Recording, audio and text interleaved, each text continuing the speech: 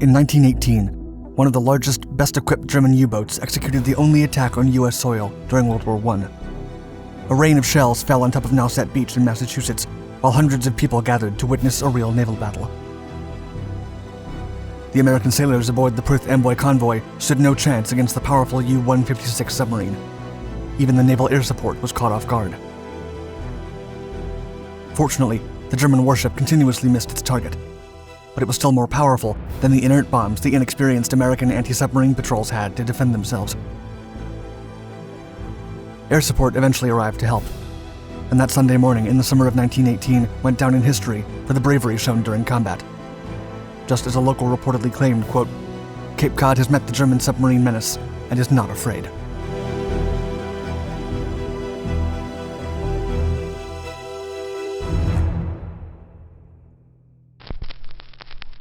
German U-boats.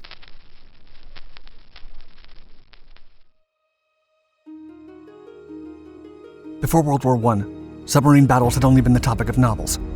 But by 1914, Germany unleashed its mighty submarine fleet, including 7 submarine cruisers with transatlantic abilities. This time, it was real. German Kaiser Wilhelm II implemented a long-forgotten policy and committed to unrestricted submarine warfare. The German U-boats sank so many mercantile ships that Great Britain nearly underwent starvation. What's more, the strategy asked for any vessel sailing through British waters to be sunk, even if it belonged to a neutral country. The commerce raiding tactics executed by the Germans were so successful that American Rear Admiral William Soden Sims even claimed, quote, "Could Germany have kept 50 submarines constantly at work on the great shipping routes, nothing could have prevented her from winning the war." In 1916, U-boats were used for commercial voyages across the Atlantic Ocean, transporting cargo to and from the U.S. But a more alarming purpose lay underneath, as the Germans were not being truthful about their fleet's scope. That same year, the U.S. Congress created the Naval Coast Defense Reserve, training civil anti-submarine patrols. Countless false reports of incoming German enemies were garnered due to fear and inexperience. Defensive zones were established along the East Coast, with naval air stations for aerial support and steel nets in major harbors. By early 1917, Germany had succeeded in luring the United States into the conflict. And on April 6th, the U.S. joined the Western Allies and declared war on Germany.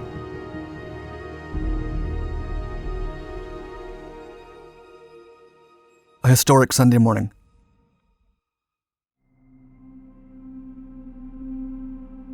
The U-156 transatlantic German submarine, commanded by Captain Lieutenant Richard Felt, would be responsible for bringing the war to the Americas.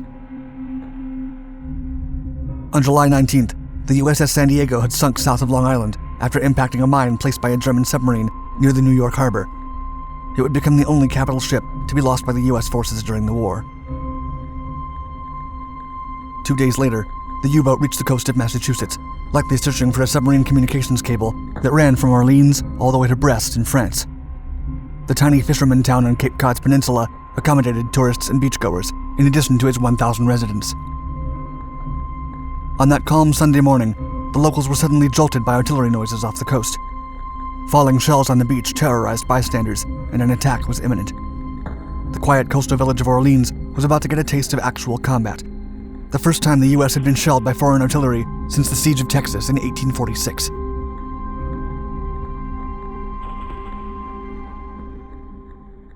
The place of the scene.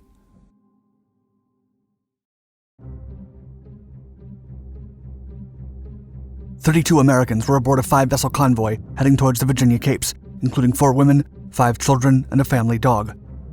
3 miles off the shore, the Perth Amboy tugboat towed the Lansford schooner and 3 barges. The convoy was chugging south around the Cape's outer arm to avoid paying to cross the newly inaugurated Cape Cod Canal, and that is where they met the German U-156 submarine. An unidentified white object skimmed across the water's surface. To the surprise of a deckhand, the object crashed into the beach with a thunderous roar, and the German U-boat surfaced, revealing itself. The U-boat immediately started firing volley after volley, missing nearly every time until the pilot house was hit and several crewmen were injured.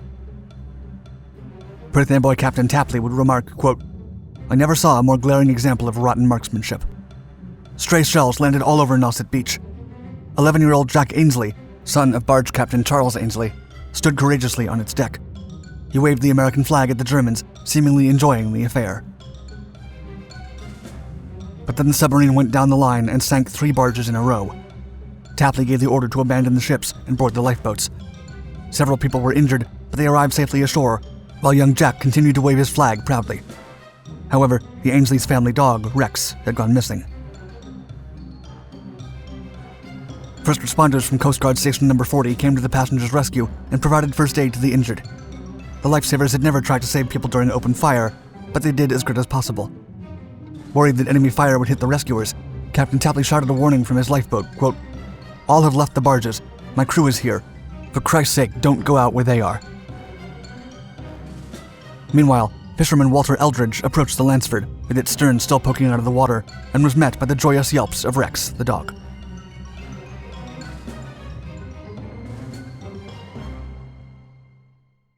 Airstrikes.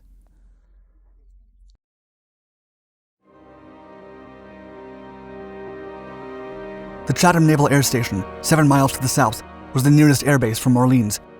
The Coast Guards alerted them of the attack 10 minutes after the first shots were fired. Most of the base's pilots were out on a mission to find a lost blimp, and the rest were enjoying their Sunday morning, playing baseball somewhere in Provincetown.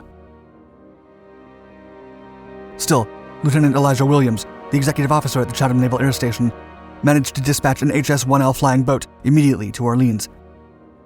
Piloted by Eric Lingard, the aircraft closed in on the submarine and attempted to drop the only ammunition it had, a Mark IV bomb. The device had a history of malfunctioning, and it failed to drop. Lingard circled around a second time, violating the required safe distance to engage, but the bomb failed to release once again.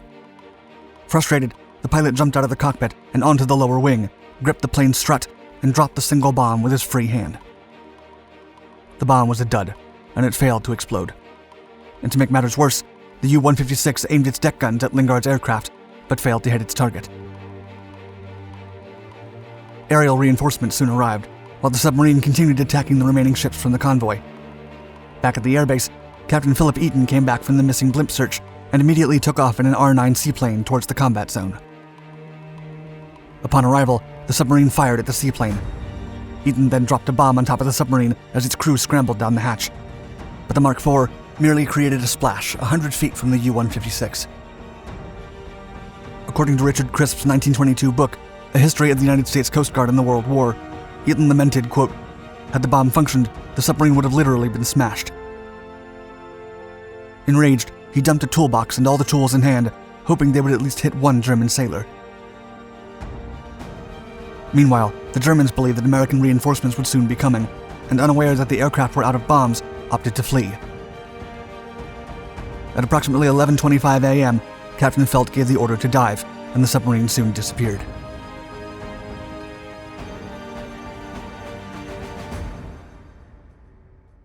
Not over yet.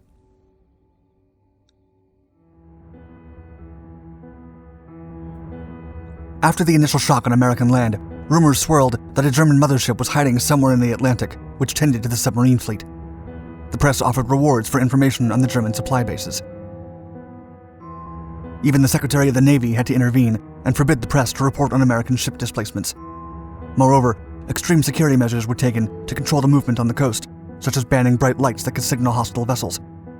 Nobody knew that the landing on Orleans would be the only external attack perpetrated on U.S. soil during World War I. The U-156 actually escaped and sailed north to continue attacking unsuspecting American and Canadian fishing fleets. It sank 21 vessels in the Gulf of Maine area alone.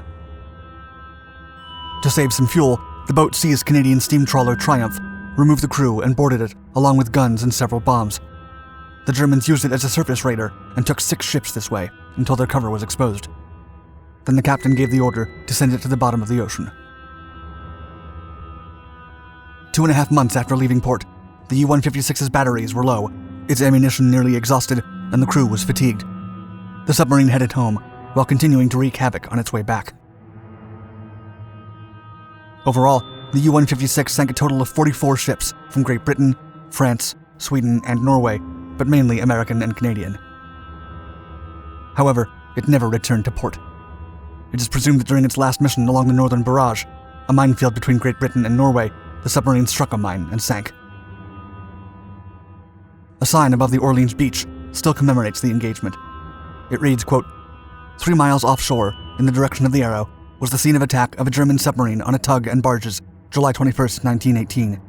Several shells struck the beach. This is the only section of the United States coast shelled by the enemy during World War I. If you'd like to know more about battles at sea during the World Wars, don't forget to subscribe to our channels. Also, please like and comment below if you think Germany was absolutely outmaneuvered by the skillful anti-submarine tactics of the Allies.